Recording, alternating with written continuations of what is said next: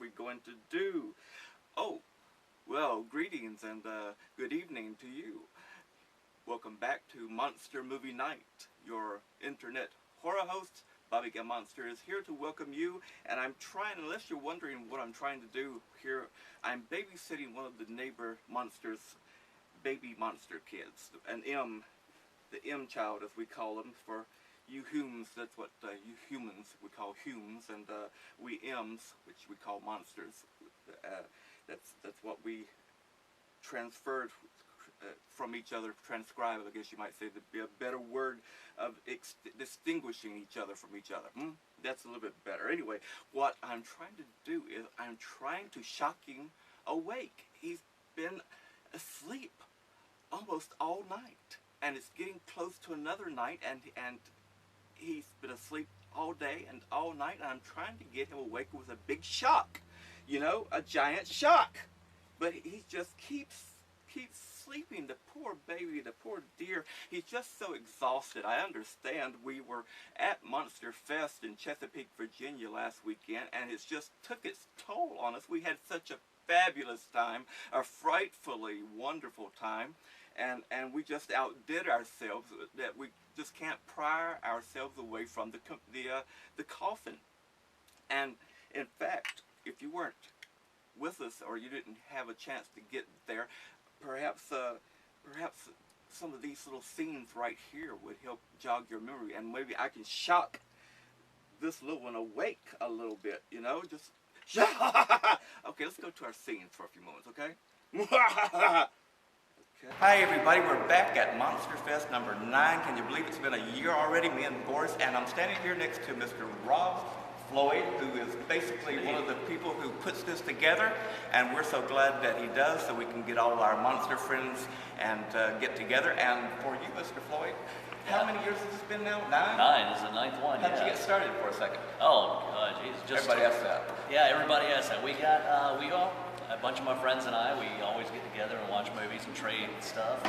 We decided, why not try to find everybody else in the area that's into the same thing. Right. And that's basically how it started, really small, and then we came here to the library, and they seem to be really up on the idea about having another event that draws a lot of people in. So that was great. Well, we're sure glad that you did, because we enjoy ourselves each year that we've been. And a little token here is one of our copy of our show that we actually advertised last night for you guys. Cool, thank you. And this is Boris. I don't know if you ever met him. I think I have before, yeah. All right, good. Hope you can watch our shows. They're free every week. Excellent. Plus, we're giving them away here as well. All right, well, fantastic. Thank you. Thank you. All right.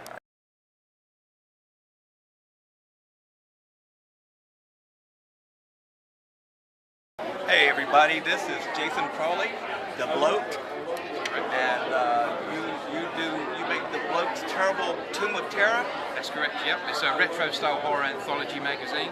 Started doing it about 18 months ago. Currently we've got about 4 issues out at the moment.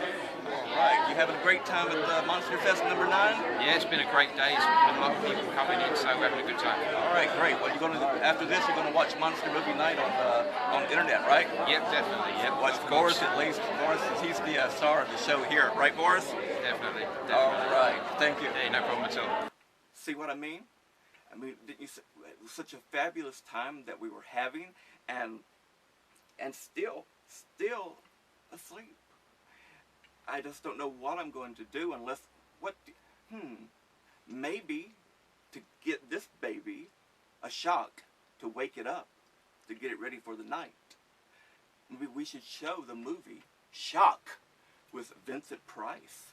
Huh? How about that? What do you think? He's starting to stir a little bit. Oh, he's beginning to stir a little bit. He heard Vincent Price's name. Isn't he precious and adorable? All right, let's go to our feature film for this week. Shock with Vincent Price. Let's go.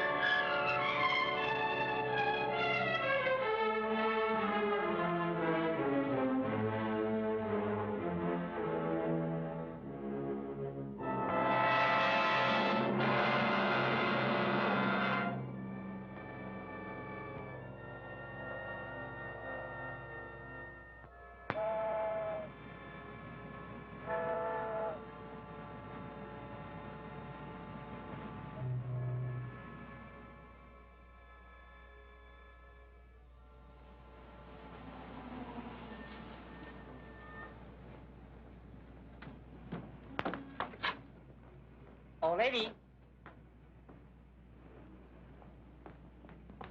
That's how guys lose their jobs, not collecting fares. I'm sorry. I guess I'm a little excited. Thank you, lady.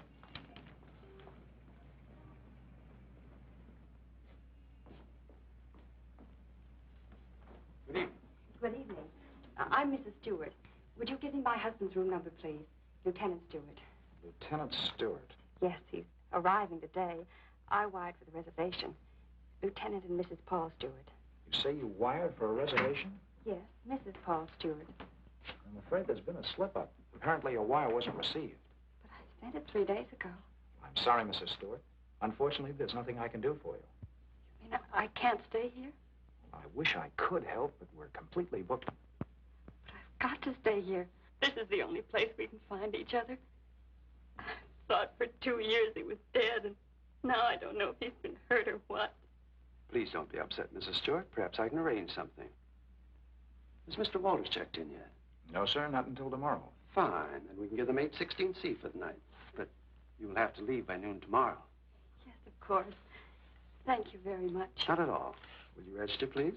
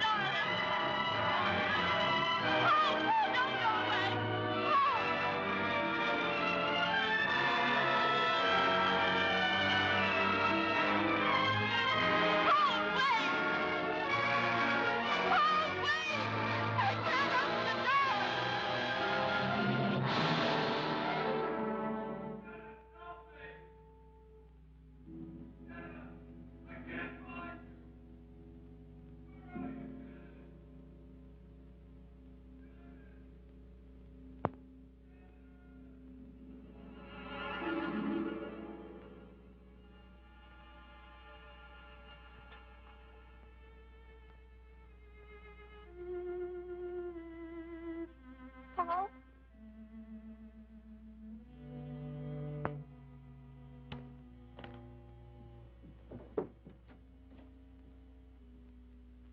Paul!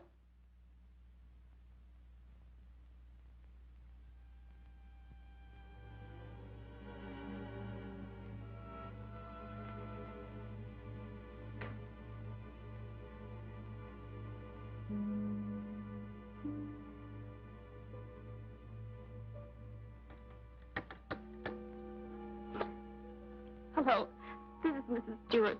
Did my husband come in? No, thank you.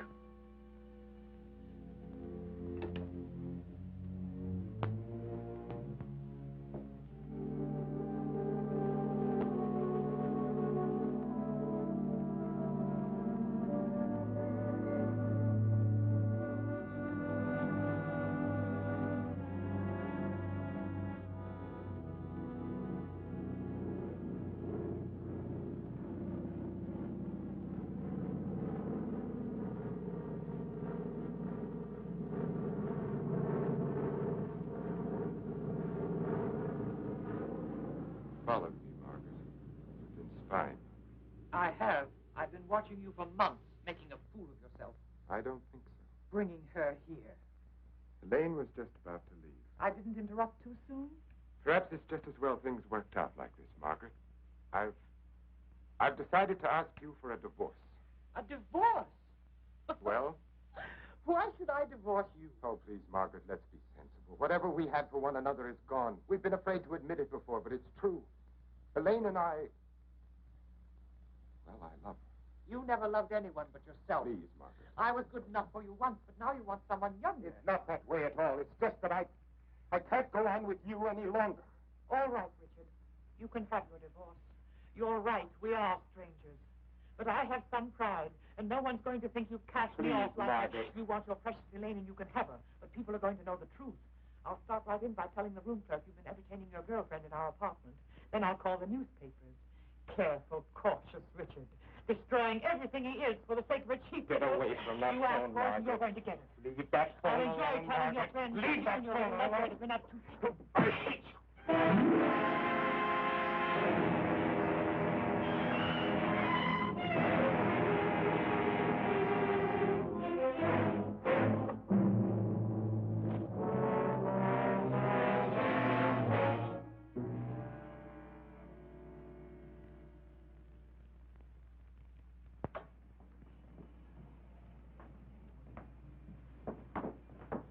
Good morning.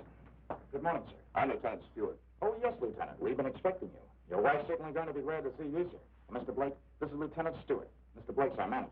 Lieutenant, you really had us worried. I'm glad you finally got here. For a while, I wasn't sure we'd make it. The weatherman threw the book at us. Well, you're in for a real welcome. 816C, boy. Oh, that's all right. I'd kind of like to surprise you. Very well, sir. Thanks.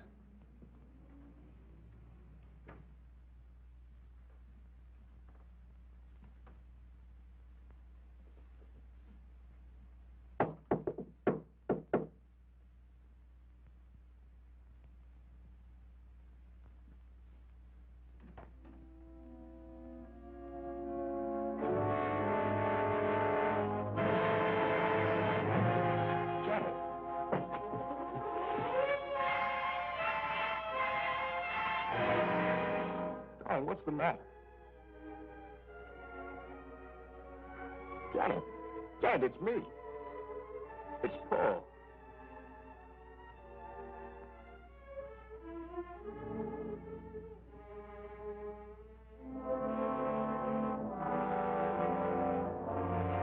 Janet!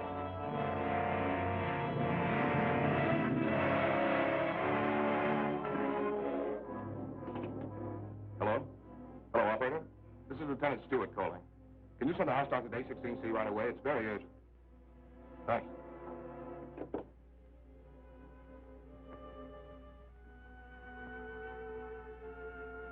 Well?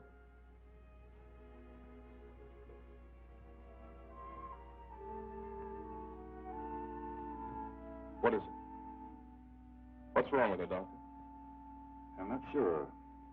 I think she's suffering from some sort of shock. I'll be frank with you, Lieutenant.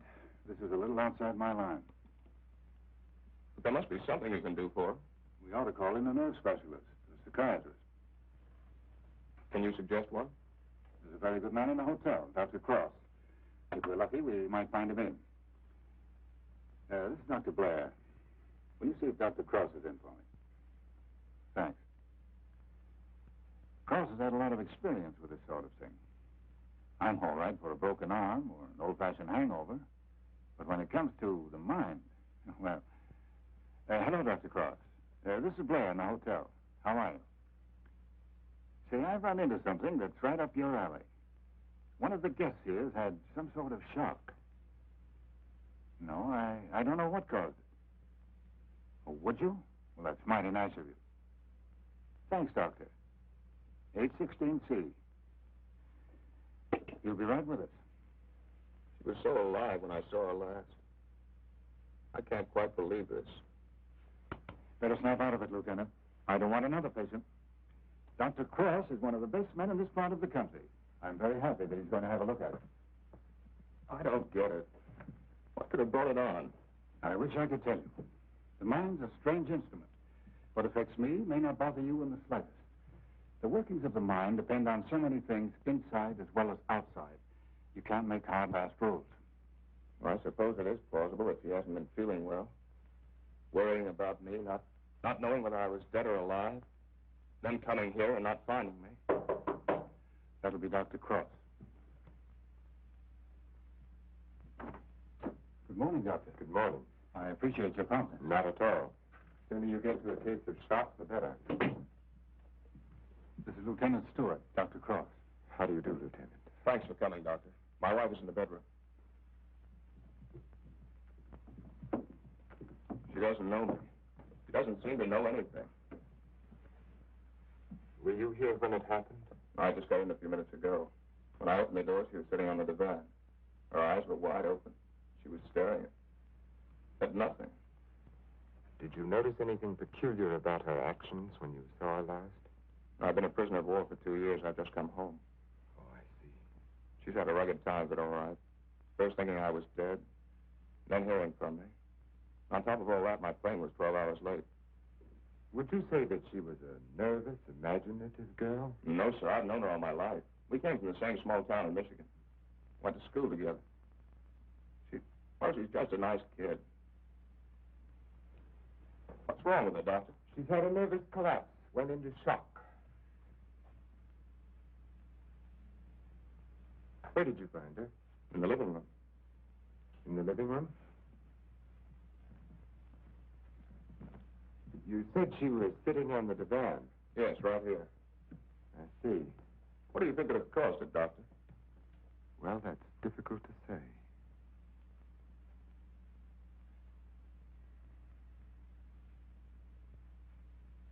You have no idea how long she might have been sitting there? No. Oh, the clerk did say she phoned out about 1 in the morning. Between 1 and 8:30. What difference does that make, Doctor? The important thing is, what can you do for her? It's hard for a doctor to make promises. We can only do our best. Are you living permanently at the hotel? No, as a matter of fact, we've got to clear out by noon. Oh, I see. But then I'd better take her to my place. She's going to need someone with her night and day.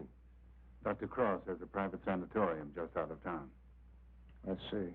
Believe me, Lieutenant, it's best for her. But there must be a hospital here in San Francisco. I'd like to be near her. Of course. But I'm at my place every day. It's in the country, and she'll get plenty of fresh air and quiet. If I were you, Lieutenant, I'd listen to Dr. Cross. Okay. You men know best. Just get her well again. I was getting ready to leave when you called.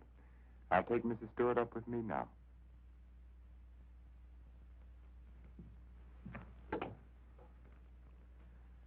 Hello, this is Dr. Cross. Will you get my office, please? I'm going along with her, Doctor. I'd rather you waited, Lieutenant, until I've been able to give her a thorough examination. It's quite possible your presence may excite her and do her more harm than good. It's just that it's been so long since I've seen her. Why don't you drive up with me tomorrow? Miss Jordan, will you call the hospital and tell Miss Hatfield to have a room ready for a new patient? We'll be there shortly. Yes, that's right. You pick us up at the hotel. Right. You'd better pack a bag for your wife, Lieutenant. Thanks, Doctor.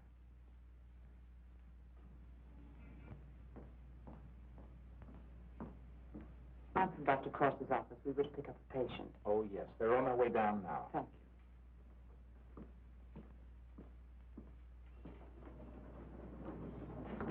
you. Your card's waiting, Doctor. Thank you. This is Miss Jordan from my office, Lieutenant Stewart. How do you do, Lieutenant? Mrs. Stewart has had a nervous collapse. What a shame. Don't you worry, Lieutenant. We'll soon have her well again. You'll call for me in the morning, right?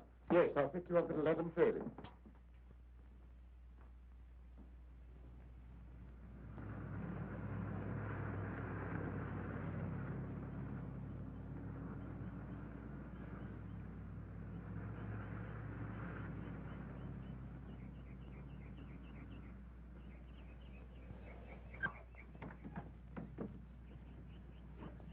Put her to bed and have Dr. Stevens give her an injection of scopolamine. Yes, Doctor.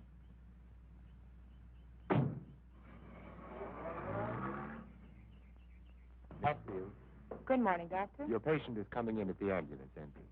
You have a room ready? Yes, I have, sir. Thank you.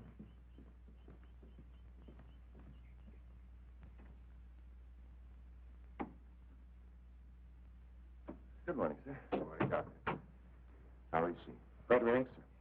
What's her trouble? Amnesia shock. She's had her injection. Yes, She's ready to talk now. Thank you. That'll be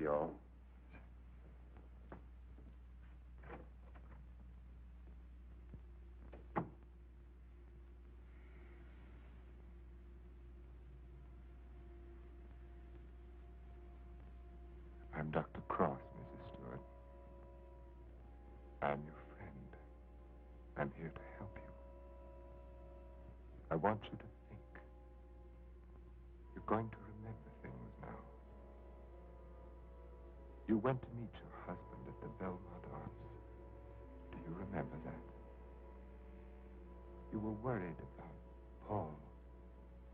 He didn't arrive on time. You were too nervous to sleep. Did you walk out on the balcony? Yes. I walked out on the balcony. See, you can remember. Now, what did you see from the balcony? They were quarreling. You heard them distinctly? I... Did you hear them distinctly? He's trying to stop her. He's going to hit her. He's hitting her head. Killing her. Who? Who's hurting the woman? That man. He's her husband. He's killing her.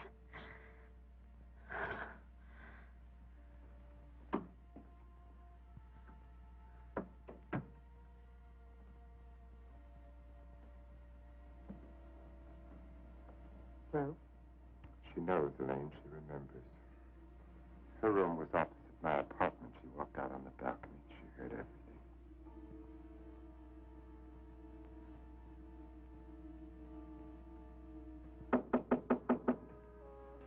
Yes? Can you come now, Doctor? They're having trouble with Mr. Edwards again. Yes.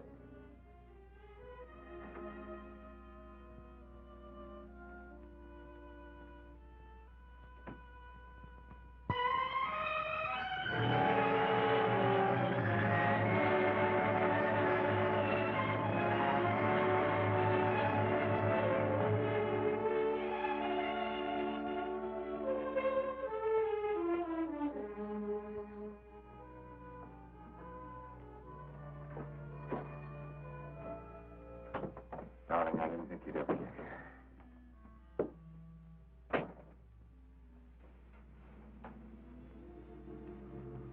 I love you.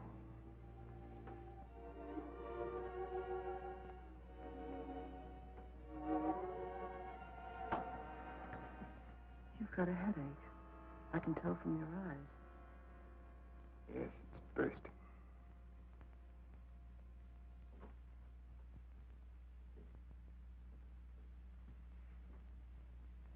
You did it? Yes. Yes, I did it. It was horrible, Elaine. I had the porter take the trunk down.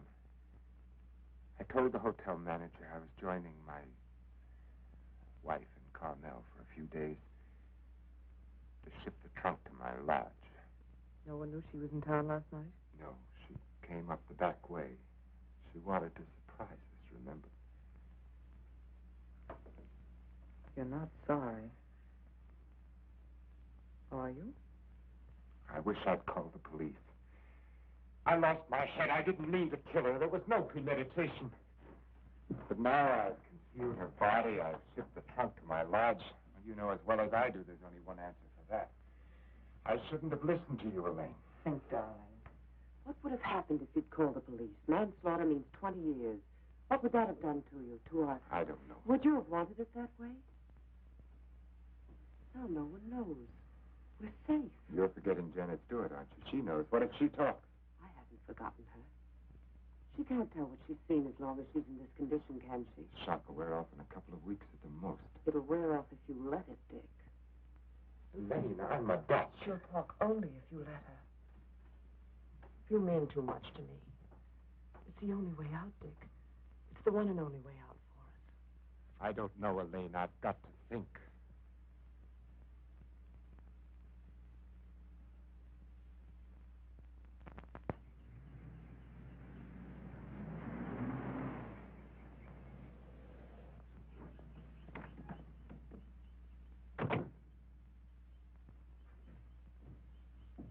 Good morning, Mrs. Penny. Good morning, Doctor. You're looking very well today. Thank you, Doctor. Good morning, Doctor. Good morning, Miss Hatfield. This is Lieutenant Stewart. Miss Hatfield's our head nurse. How do you do, Lieutenant? Is Miss Jordan with Mrs. Stewart? Yes, she is, Doctor.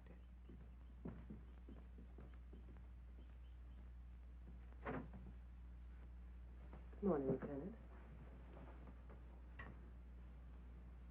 Janet. Darling, it's me. It's Paul. I'm home, dear.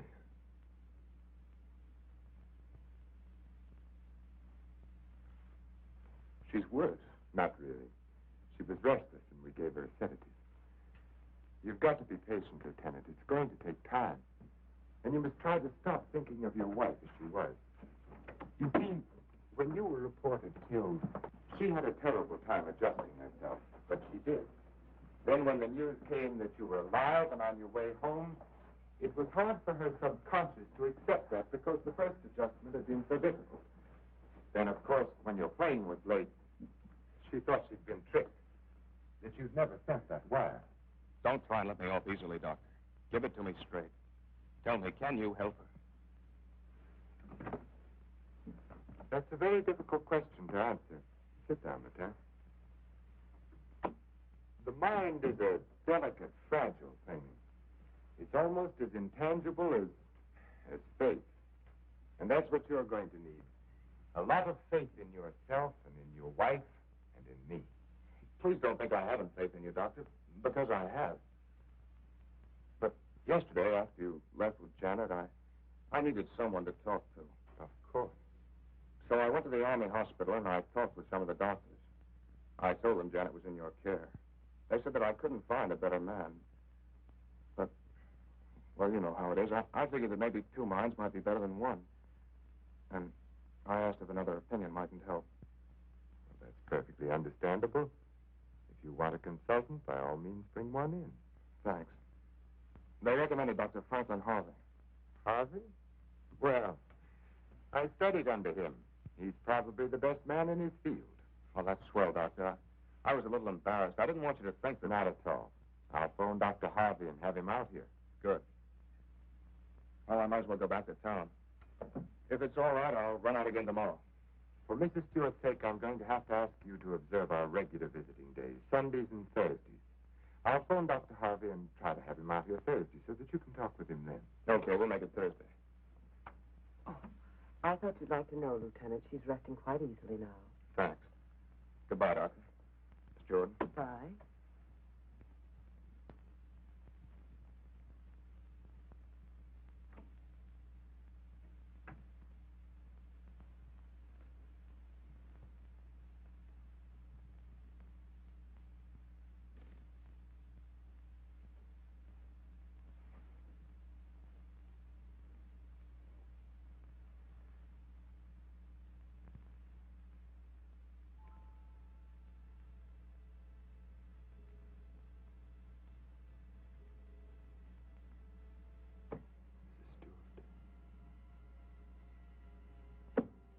Stewart. You're going out on that balcony again, Mrs. Stewart. You're looking into the other apartment.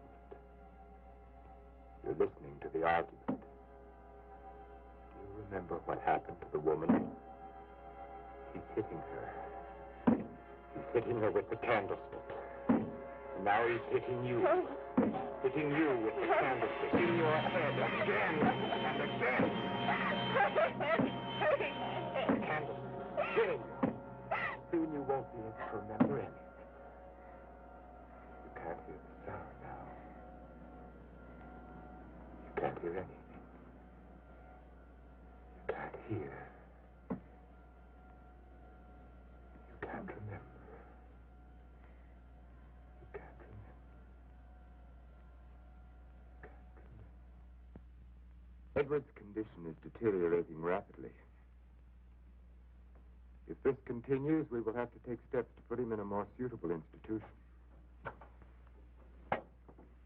She's exhausted. She hasn't got far to go. Lane, do you think you could manage it here alone for the weekend? Certainly, why? The trunk should be there tomorrow. I've been wondering. There are no servants at the lodge. What'll happen when the trunk is delivered and there's no one to receive it? Nothing. They'll just leave it on the back porch. When are you leaving? Tomorrow. Dr. Harvey's due here this afternoon. Harvey? Coming here for what? Stewart requested a consultation. You're not going to let him examine her. Of course. How would it have looked if I'd said no? But he might discover something. He has no reason to be suspicious. You can't risk it. I won't let you. I know what I'm doing, Elaine.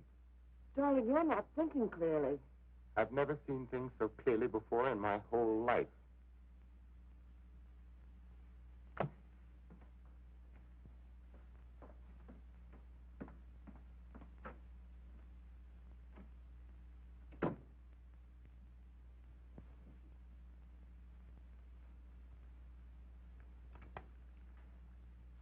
You'll send me a report on her spinal test Yes, Dr. Harvey. and the other specimens. Yes.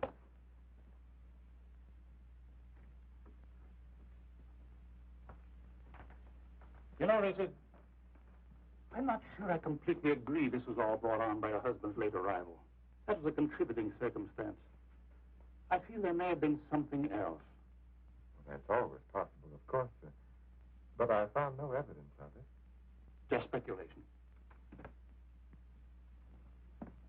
Will you have a cigar, sir? Yes, thank you. Let's continue the present treatment and see how she comes along. Yes. I notice, Richard, you've been giving her sedatives. Yes, I have. She's been pretty difficult at times. I go easy on them. If she's under sedation, there's no way of knowing when she comes back to normal. No, I plan to take her off them within the next 24 hours. Fine. By the way, how Margaret? I'm joining her at the lodge. Give her my regards when you see her. I will, thank you, sir. Well, I better talk with the young man. Sometimes I wonder which are more difficult, patients or their families.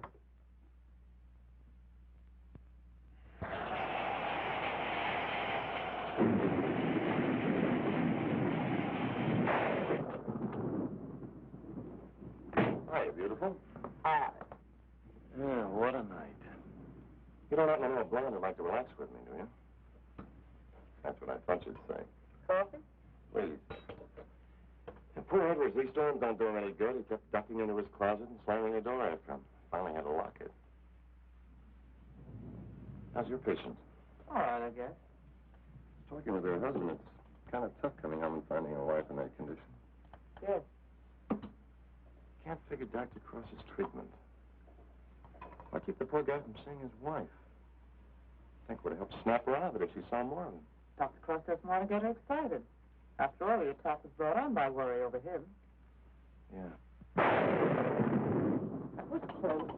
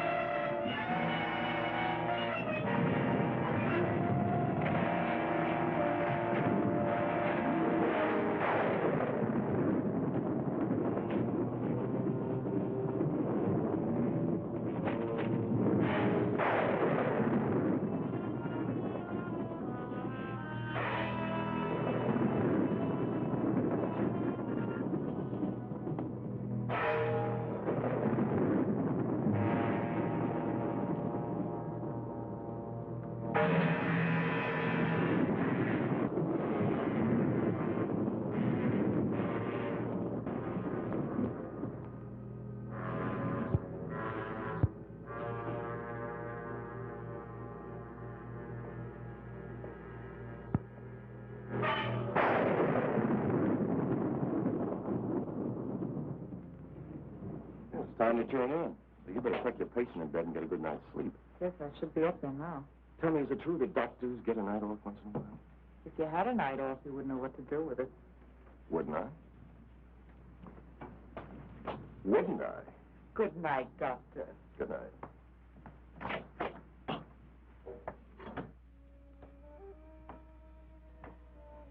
another stormy weekend. It is my night off.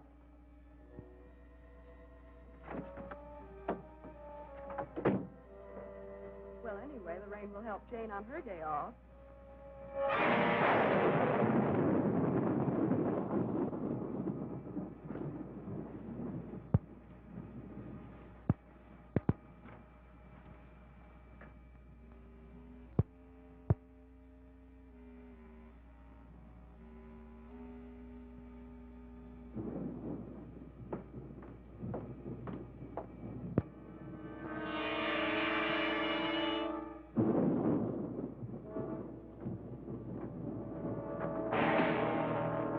Who's there? Why, Mr. Edwards, you shouldn't be in here. Come, I'll take you back. Don't I?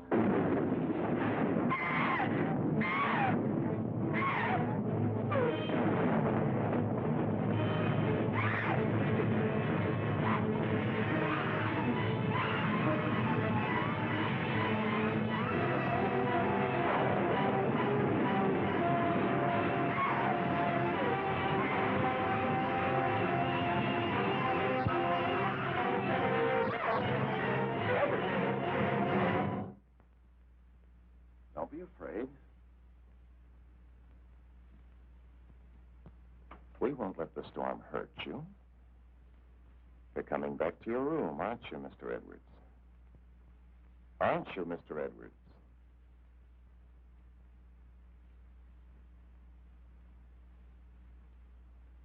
That's fine. Come along. Take care of him, Frank. Yes, Doctor. Come along, sir. Are you all right, Elaine? Yes. There, Mrs. Stewart, it's all over. He killed her. He hit her on the head and he killed her. My husband killed her.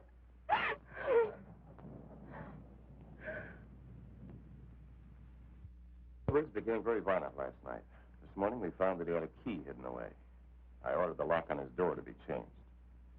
As for Mrs. Stewart, she's suffering from hallucinations. She keeps insisting that she witnessed a murder, which obviously... Come in? Oh, hello, Lieutenant. They told me I'd find you here. I hope I'm not interrupting. Not at all. It's kind of rough, isn't it? Yeah. She's out of her head. She's got a crazy idea she saw a murder. What am I going to do? You're going to sit tight. She's in good hands. So they keep telling me, but... Oh, she's getting worse. Now, I'm thinking of taking her back to San Francisco, to a hospital there. I wouldn't do that if I were you, Lieutenant. Dr. Cross is tops, you know that. You brought Harvey in to consult. You can't do any better than that. But I can't just sit around and watch her get worse. I've got to do something. Lieutenant, I wouldn't try to kid you for the world. So far, we've tried to snap her out of it with quiet and rest and simple foods. There are a dozen other things we can do. Electric therapy, insulin shock. Insulin shock. They use that in the Army on guys who blow their tops. Well, sure they do, because it often helps. But you're not going to turn it down on that account, are you? No. Well, relax. The setup here is perfect. Everybody's rooting for you. Now, just take it easy. You mean that? Okay. Say, put in a couple of extra licks, Doc. I'd kind of like to take her home soon. Okay, Lieutenant. We'll do everything we possibly can for her. Bye-bye, Doc. Goodbye. I'll take your car. Look at this. Mrs. Cross is dead. What? The body of Mrs. Margaret Cross, wife of the noted psychiatrist, has just been recovered from its resting place among the rocks at Point Lobos. Mrs. Cross has been missing since Friday night. Coroner Jess Haynes has pronounced the death accidental.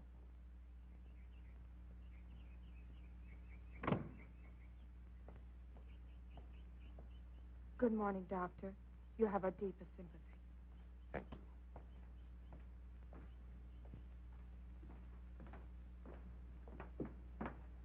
I'm terribly sorry, Doctor. Thank you. Would you come in, Miss Drew? Yes, sir.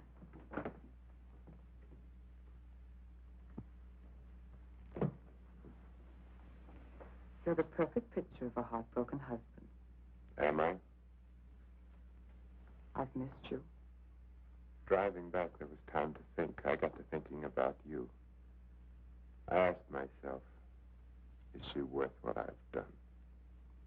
Well?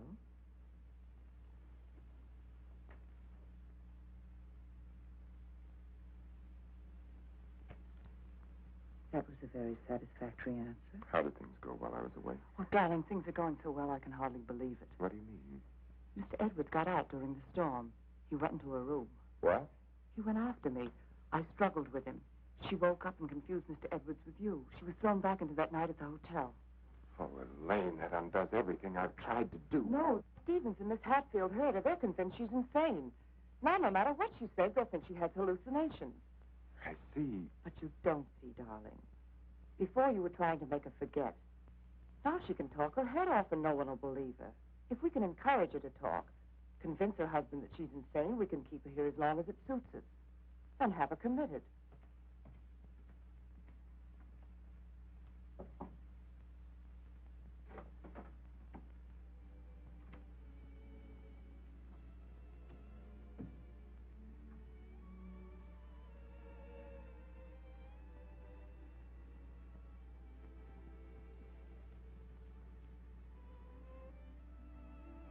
Darling.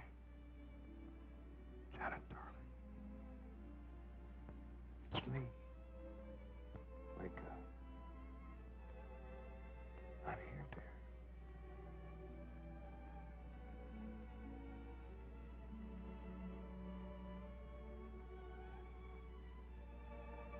Oh.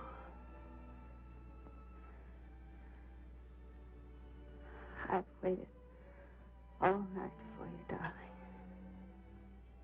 What took you so long? Don't worry, I'm with you now. We have to be out by morning, Paul. They won't let us stay. Lieutenant Stewart. You shouldn't be in here. Paul! It's him! Who is it, dear? Him! He killed her. He killed his wife. He picked something up, Paul, and he hit her with it. He was arguing with her. He killed her. I know, dear. You've upset her, Lieutenant. You shouldn't have come in here. Come outside with me.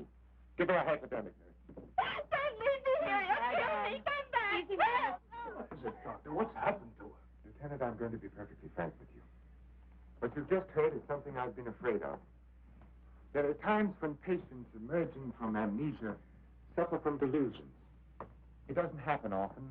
I'd hoped it wouldn't happen in her case, but you heard her yourself. But why? Well, that's hard to explain. But if you come with me, I think I might be able to clarify it for you.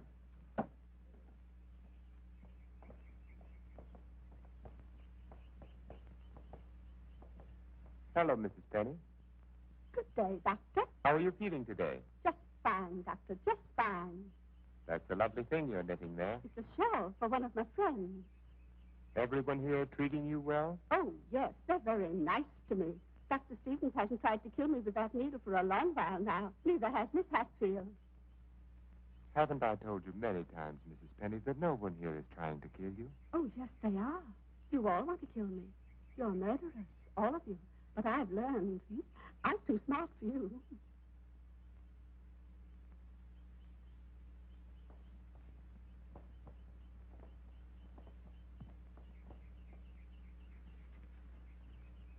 What you've just heard, Lieutenant, for the second time, is the typical attitude of many of our patients towards the hospital staff.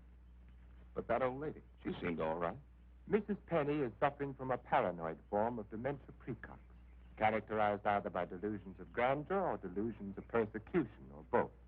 The patient, when confined to the hospital, almost invariably becomes convinced that the doctors and nurses who are treating him are really murderers intent on killing him.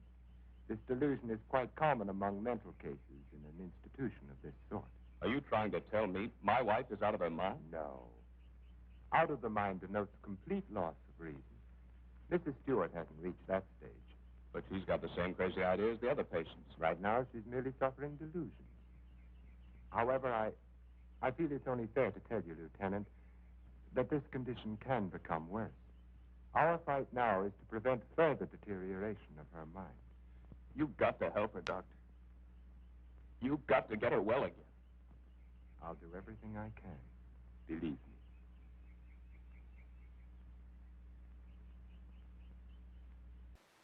I'm hoping you all are enjoying the movie Shock with Vincent Price. And as you can see, the little one is beginning to razzle up a little bit. He's starting to watch the movie a little bit. It's so precious and sweet. And in fact, it was one of our hits at Monster Fest this past week. And everybody loved the little thing. They loved to be frightened by it so much and called it creepy and eerie. And it's so much sweet names they had for it. And mostly just, ah! What kind of baby is that? A beautiful baby. Thank you, sir or madam. Whatever the case may be. And in fact, that was some of the cases may be. You know, we had such a great time. I want to share some more scenes with you. Right, let's roll some scenes for us right now. This is Monster Fest. All right, I'm with Dr. Mad Blood here, and he's going to say, what's he going to say? A shout out to or a scream out? Monster Night. That's right, Monster Night. This is Felonious Mad Blood, the emergency backup Dr. Mad Blood. I'm his time traveling uncle. So watch movie night. Thank you, and we appreciate it. And we appreciate it. And we appreciate it. One of those great, everybody. We just had such a wonderful time that I'm just, it was shockingly well done that everybody did such a wonderful job there. And so, in fact, let's get back to our movie now, Shock, with Vincent Price.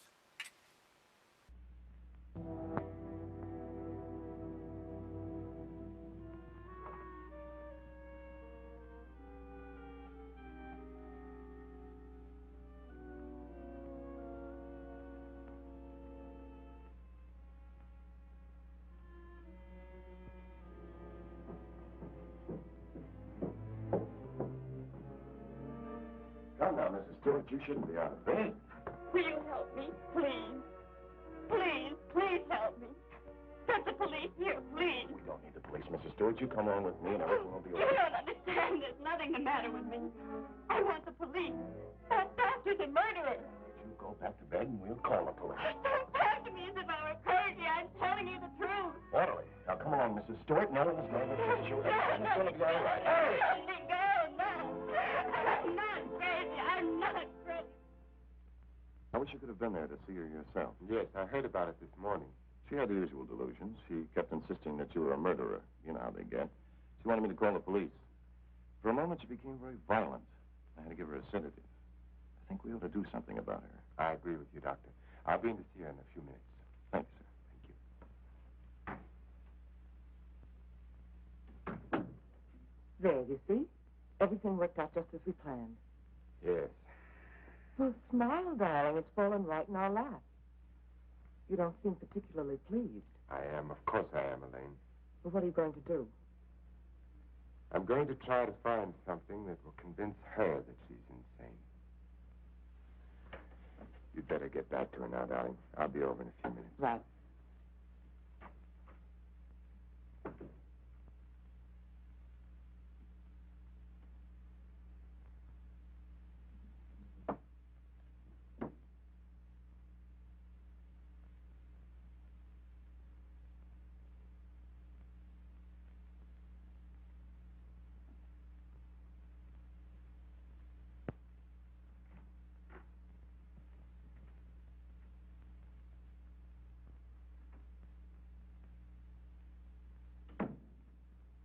You feeling any better today?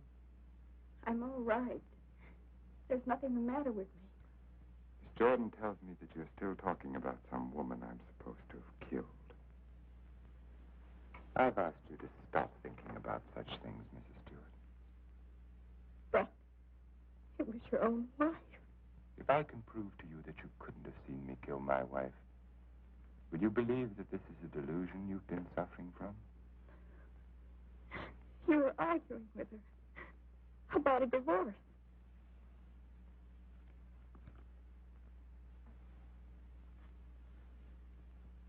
If you will look at the date on this newspaper, Mrs. Stewart, you will see that my wife died only a week ago. You've been a patient here for over 3 weeks now. 3 weeks? That's right. So you see, this has all been a very vivid dream.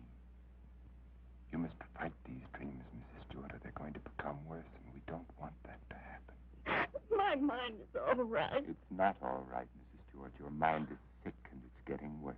My mind is all right. You wouldn't want your husband to see you in that condition, would you? He doesn't even want to see you when you're like this. You're losing your mind, Mrs. Stewart. No. Losing your mind.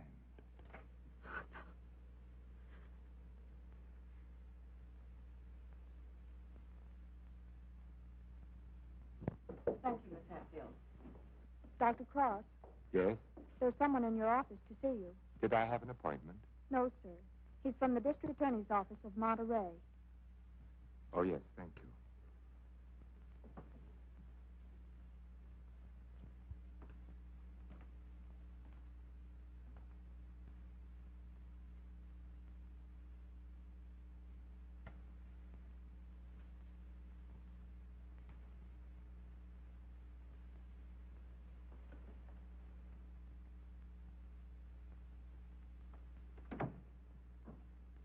Dr. Cross?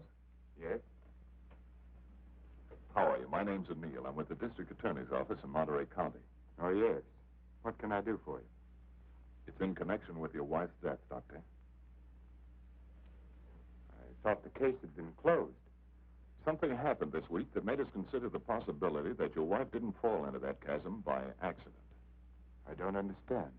A couple of days ago, someone broke into Harwood Lodge, beat Mrs. Harwood into unconsciousness, and made off with her valuables.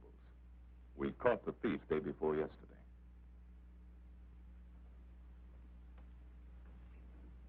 But what has that to do with Mrs. Cross's death? It may not have anything to do with it. It occurred to us that since the lodge was so close to your place, the man who clubbed Mrs. Harwood may have paid a visit to your wife. You've lived around Point Lobos for nearly 10 years. Mrs. Cross spent much of her time there. She must have known those cliffs pretty well, even at night. Yes. I'd hate to think that I'm not saying it was murder, Doctor. I'm just checking. Of course. I'll do everything I can to help you. I knew you'd feel the way about it. Have you checked your place to see if anything was missing? I'm sure there isn't, or I'd have noticed it. If it's all right with you, Doctor, we'd like to have Mrs. Cross's body exhumed. But the coroner said... It was only a routine examination.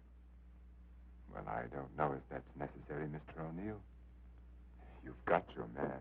All we've got is a drunken old tramp who clubbed Mrs. Harwood and stole a little money and jewelry. We can't know about Mrs. Cross unless the body's exhumed. But it seems almost sacrilegious. Hasn't she been through enough? Haven't I? I'd hope you'd be more understanding, Doctor. Naturally, we'll get a court order, but it would be much simpler if you... If this tramp killed your wife, you want to see him punished, don't you? Of course. Then you can't conscientiously object to the exhumation. No. No, Mr. O'Neill, I can't. If the man is guilty, he must be punished, of course. Thank you, Doctor. You'll hear from me one way or the other within the next few days. Thank you for your cooperation.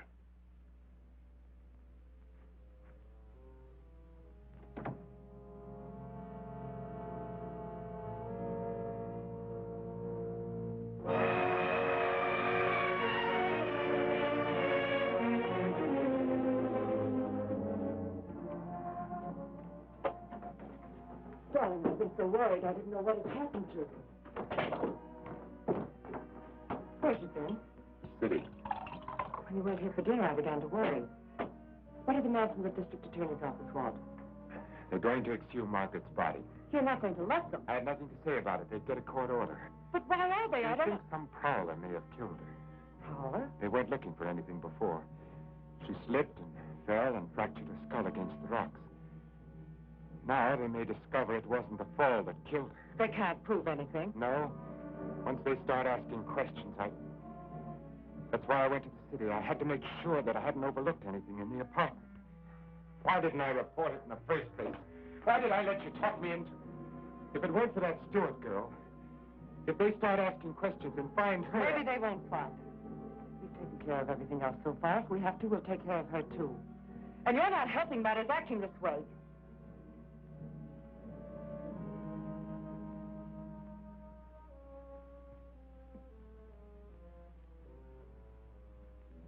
If a man wanted to, had courage, he could get rid of her and no one would ever know.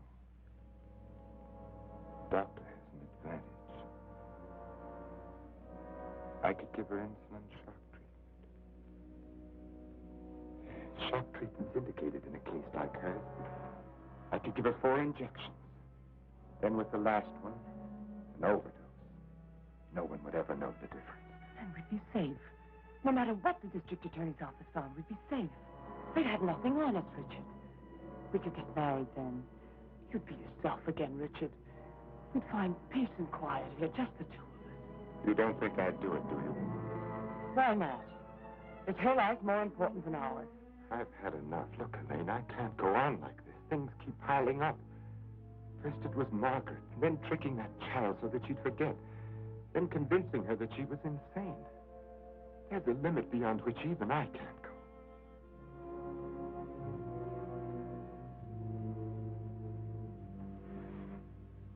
Richard, remember the first night I came here? Remember?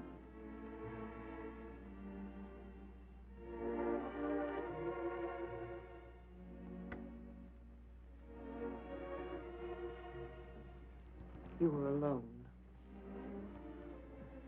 You were sitting here in front of the fireplace with a sick headache. The lights were out. You didn't hear me when I knocked, and I opened the door, and you said, "Oh, it's you, Miss Jordan." You called me Miss Jordan then, remember?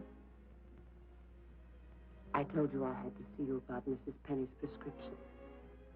You talked to me and you saw that I was tired and you asked me if I wouldn't have a drink. I hesitated and you said, "I won't bite your head off, Miss Jordan." We had a drink. Remember? You sat here for a long time and then suddenly you laughed and you said your headache was gone. And you asked me about my family and I told you. And we both laughed. Remember?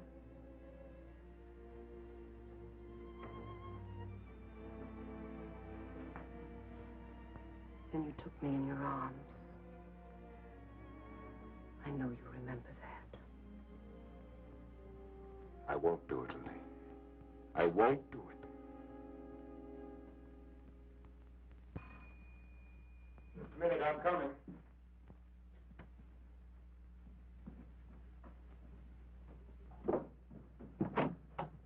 Hello, Doctor. Come in. I hope you hadn't gone to bed. No. They told me at the hospital I'd find you here. I didn't expect to see you so soon, Mr. O'Neill. I thought you'd phone me if there were any developments. I had to save the papers. Oh, yes? Coroner's inquest subpoena. Now it's legal. What did the coroner find? Your wife was murdered, Doctor. Oh?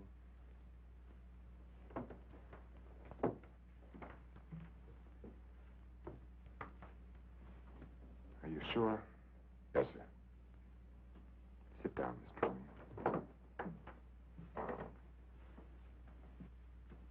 She was beaten over the head, suffered an explosive fracture. Death was practically instantaneous. This prowler you told me about, you think he did it? Seems so. He clubbed Mrs. Harwood. Your wife went out the same way. A pattern. Killers usually follow a pattern.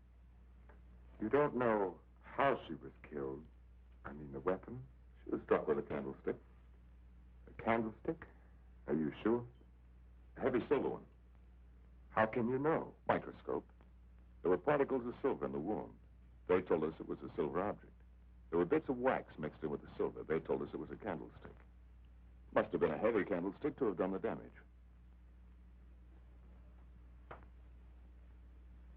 Just routine, Doctor. A criminal doesn't have much of a chance these days, does he? No, sir. By the way, do you have any silver candlesticks at the lodge? We might have. I'd like your permission to go through the house. The murderer may have left the candlestick behind, in which case we'll get fingerprints. If he got rid of the weapon, we may be able to find the mate. Then we'll know what to look for. Of course. Go right ahead. Thanks. Now, if we can find the candlestick, our troubles are over.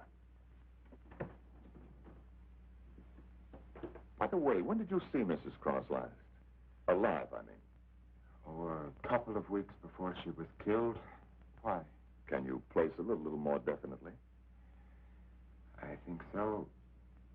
Things had been piling up around here, and I needed a change. So I drove down to Point Lobos on a Friday night. Anyone see you? I don't think so. Why? We're trying to fix the exact time of her death. Well, I'm not sure anyone saw me. I drove down there on Friday night, left there around 9:30 Saturday night. Well, it's not too important. Naturally, I want to do everything I can to help you, Mr. O'Neill. If I think of anything, I'll get in touch with you. Thanks. Sorry to bother you so late. That's all right. See you at the inquest. Good night, Doctor. Good night.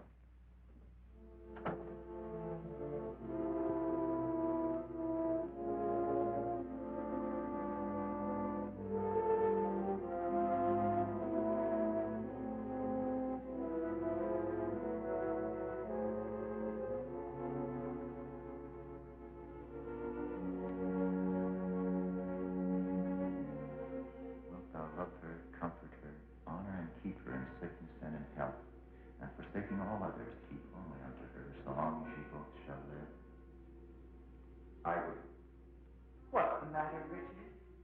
You haven't been yourself lately. Something on your mind?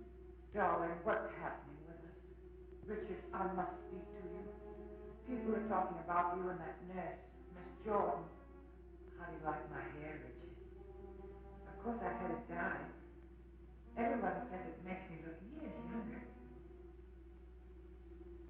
I could give her 4 injections. Then with the last one, an overdose.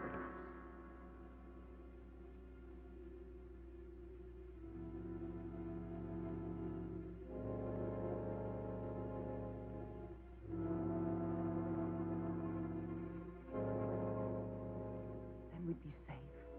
No matter what the district attorney's office found, we'd be safe.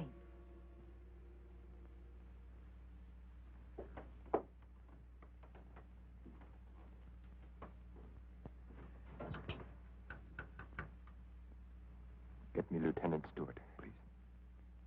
Consists of a series of shocks brought on by injections of insulin. The dosage and the degree of shock is gradually increased until we've reached what we feel is the limit the patient's system can stand. Well, if you do give Janet this insulin, how certain can you be that it'll help her? I'm neither a miracle man nor a prophet, Lieutenant. If medicine were an exact science and not an art, I might be able to tell you. But you think there's a chance? Yes, I do. I have seen it work in the Army. All right, Doctor, go ahead and try it. Fine. We'll begin the treatment tomorrow morning.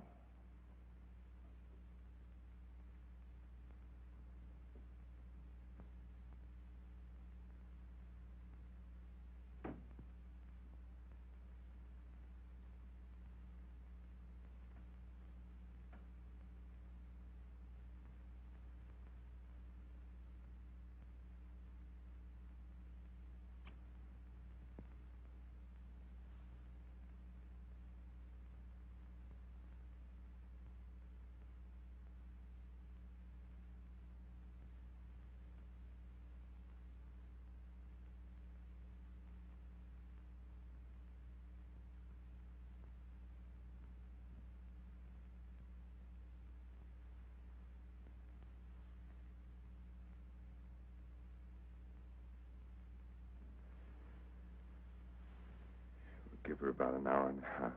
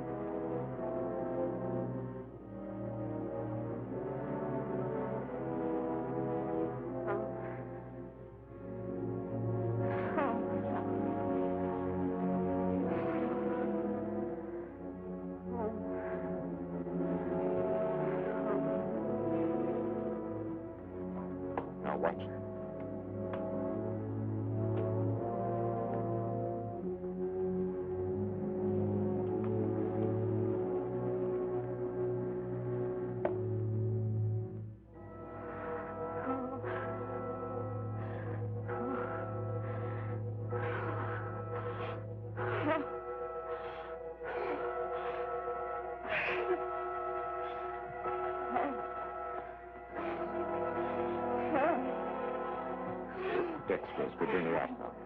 No.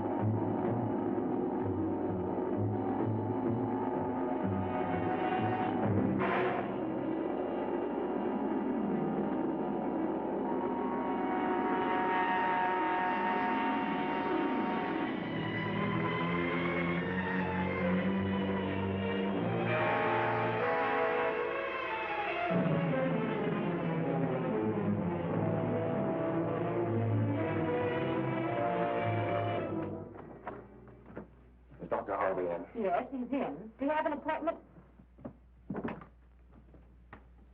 I'll be glad to consult with you, Doctor. I'm sorry to break in this way. My secretary will make the appointment. I had to see you, Doctor. It's about my wife. She's been getting insulin shot treatments. Now, just a moment, young man. Oh, it's Lieutenant Stewart. Well, we've had some wonderful results with insulin. But after 3 treatments, she still insists she saw Dr. Cross murder his wife with a candlestick. Murder his wife? Yes, and she says he's trying to kill her now. Well, that's a very common delusion. Mrs. Cross is dead, and Dr. Cross did live in our hotel.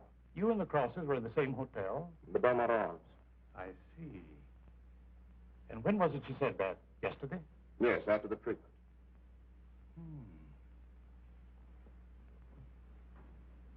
You realize it's hard to make generalizations. But as a rule, the patient is completely normal immediately after insulin shock. They may relapse into their hallucination after this lucid period. But for that moment, no matter how bad the case, the patient speaks the truth. You're telling me in your own way that Janet's normal. That she's got something on Cross, and he's pretending she's crazy to save his own neck. I'm not saying quite that, but, Will you read this, Doctor?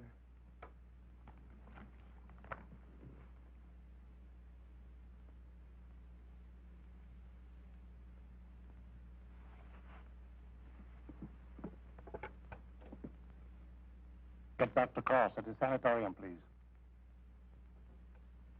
It seems inconceivable.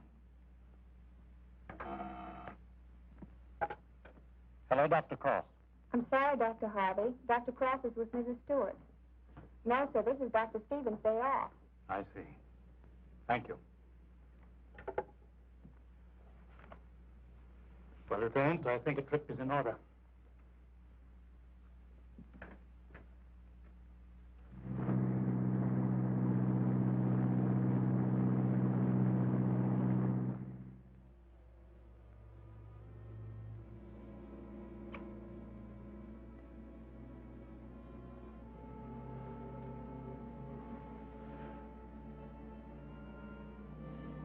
She's the only one who knows, Richard.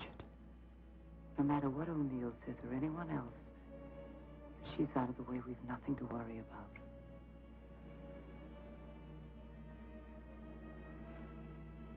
They can hint and guess all they want, but without her, they have nothing.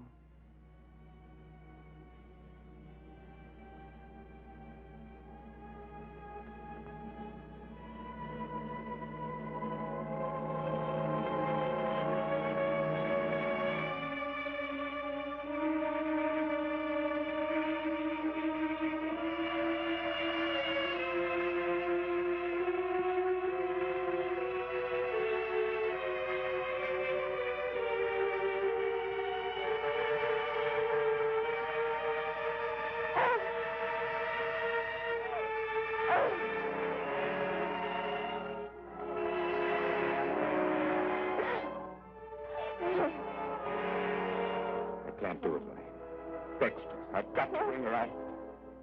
No. No, you can't. Dick, can't. Dexter, Elaine, I've got to save her. I've got You can. I won't let you. We've got to go through with it. to understand. I can't go through with it. Well, after all, it's no one knows a no. Elaine. Richard, listen to me. Let go of her. Richard, I love you. Richard.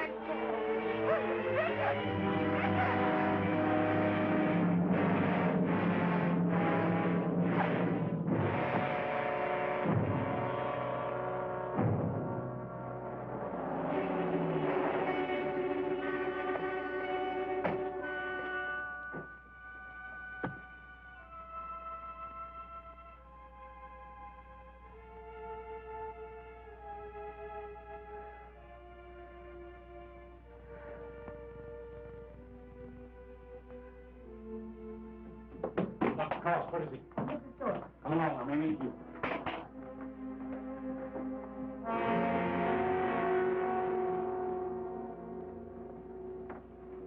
Adrenaline, quickly.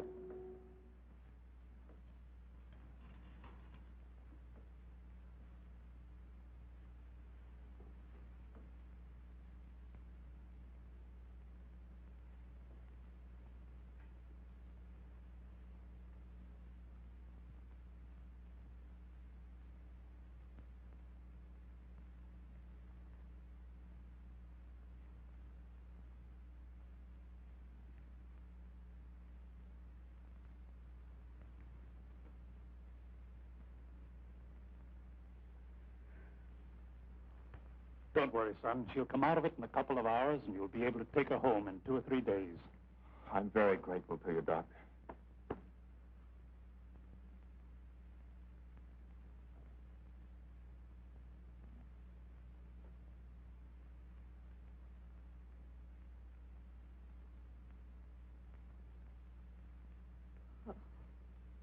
Oh, Janet, darling.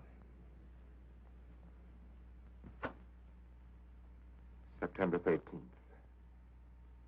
the case of Janet Stewart. I gave her insulin shock again today for the 4th time.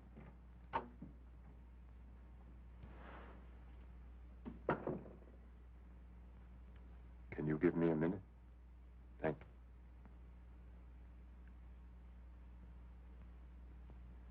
Dr. Harvey completed the treatment successfully. The case is closed.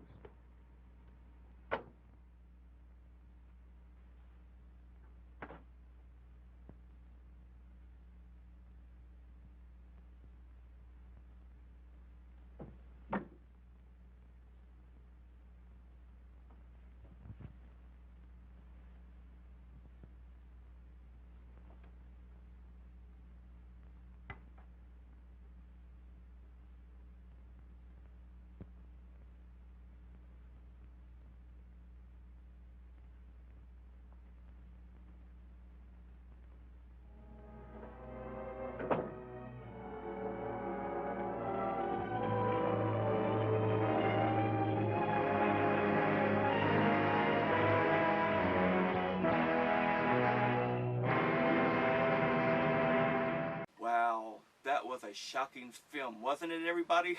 I bet you've heard the word shock enough tonight, haven't you? In fact, it's just in time for the baby to razzle and dazzle, and yes, right, the movie shocked our baby right awake, didn't it, hon?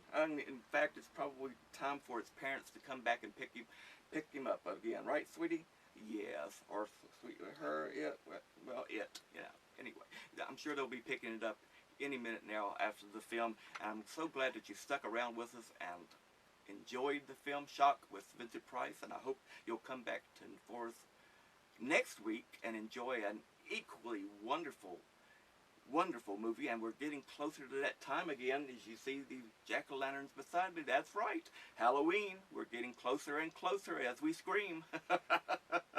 And speaking of screaming, it's time to go. So everybody, keep screaming. See you next week. Say bye-bye. Bye-bye.